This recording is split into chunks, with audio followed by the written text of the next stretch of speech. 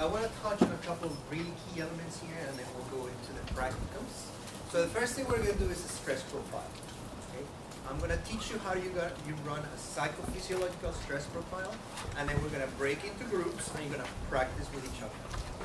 Because the key element in any learning is repetition. So I want you to repeat it and repeat it and repeat it until you no longer like it, and then we'll repeat it some more. Right?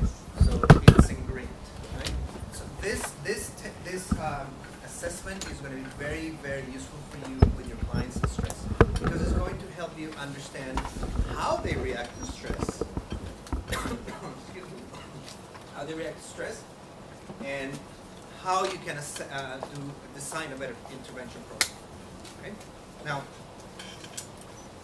continuing on the trauma track, there are 4 key elements of trauma.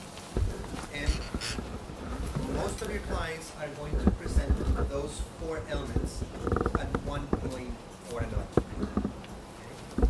So there's 4 key elements to trauma that take place always. And they all happen. They don't happen in the same sequence or at the same time, but they do occur, and they will occur. The first one is hyperarousal, constriction, dissociation, and freezing, better called helplessness. Okay. And it's very important that you learn how to identify them with your clients, because they can hinder the intervention. So if you're working with a client and they make good progress to a point, so let's say you do 10 sessions and they're doing wonderfully and they're moving along pretty well, you're meeting the objectives and the client is really changing, and by the 10th session they get stuck and there's no more progress. And no matter what you try, regardless of what you try, the client gets stuck. Okay? It could be because of these characteristics. So it's very important to understand. Now, understanding them will give you a better idea of what to start using and when to start using it. It's not always appropriate to start with HRV. Even though I start with HRV with every client, sometimes it's not the right track. Sometimes I start with brain spotting. Okay? Sometimes it's not wise or useful to start with neurofeedback. You will need to start with bio or psychotherapy, and then you integrate. So understanding these 4 dynamics and how they interplay and how they affect the client will help you become more keen to the needs of your client, and more understanding of how you do an optimal intervention. Okay, so let's talk about that. Hyperarousal means that the client is stuck in a vicious cycle of anxiety and fretting and overthinking. So what in essence it means is that the client is always expecting something bad to happen. And the client is always vigilant. It's not only hyper-aroused, but is hyper-vigilant. He or she is scanning the environment, looking for threats, looking for bad things to happen. So this is the client with high levels of anxiety. So a lot of your anxiety clients will present with hyperarousal, hypervigilance. And what happens is that the traumas get encapsulated. Okay? So normally what happens with a trauma,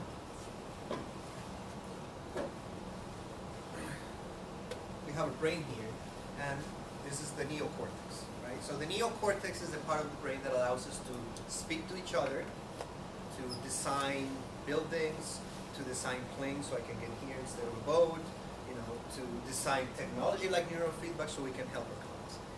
Now, most therapies, talk therapies, will operate at the cortical level. The problem is, or the difference is, that the trauma will get encapsulated in the deep brain.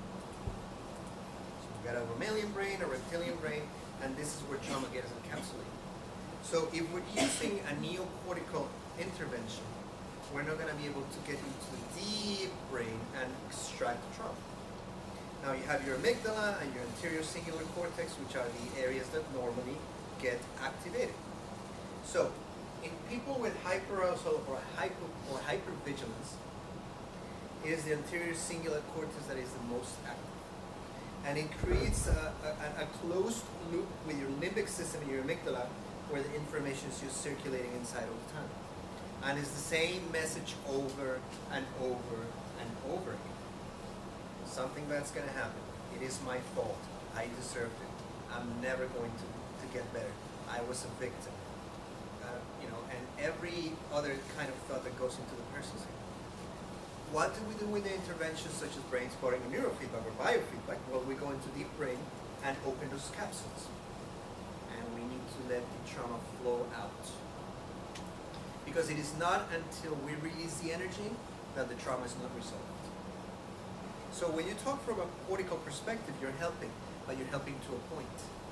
Because talking is relieving the trauma. And in a way, it's re-traumatizing our victim. But it doesn't resolve because we're not going deep into the brain, we're not opening up the capsules, and we're not taking trauma. Right? So we need to get there and extract it from the root, get it out, so there can be some resolution to it. Okay? So hyperarousal is that loop. Now, there's some studies that I can share with you, and what I'll do is I'll create a folder with all the literature for what we're talking about here. I'll send it to Paul, and Paul can send it to you guys, right? Normally, the network is T6 to FZ. So T6 is not diagnostic specific, but it correlates with Asperger, it correlates with anxiety, and it correlates with PTSD. But there's a network that goes from T6, which is your posterior temporal lobe, Brodmann area 39, 22, 40, to FZ, your Brodmann area 32. That creates that anxiety. So sometimes a protocol that I use in those cases is an FZ or CC to T6. What do I downtrain? Whatever the EEG shows. What do I uptrain? Whatever the EEG shows. Now, I don't always go by the EEG. Sometimes I go with my gut instinct and my clinical experience. It's very important that you do that. But T6, FC, ZC is a very important network for hyperarousal. So, and a CC to T6 protocol can be very useful for those folks. And alpha theta can be useful too, but you cannot do alpha theta with everyone. Are you familiar with alpha theta neurofeedback? The Peniston protocol? We'll talk about it. So that's a good protocol. So how does it manifest? Increased heartbeat, shallow and fast breathing, tense muscles, low peripheral temperature, increased skin conductance, or low skin conductance. If you're measuring somebody's GSR, galvanic skin response, and you see no response, it could be that they're dissociated. There's deep trauma. So it could go both ways, either too high or no response.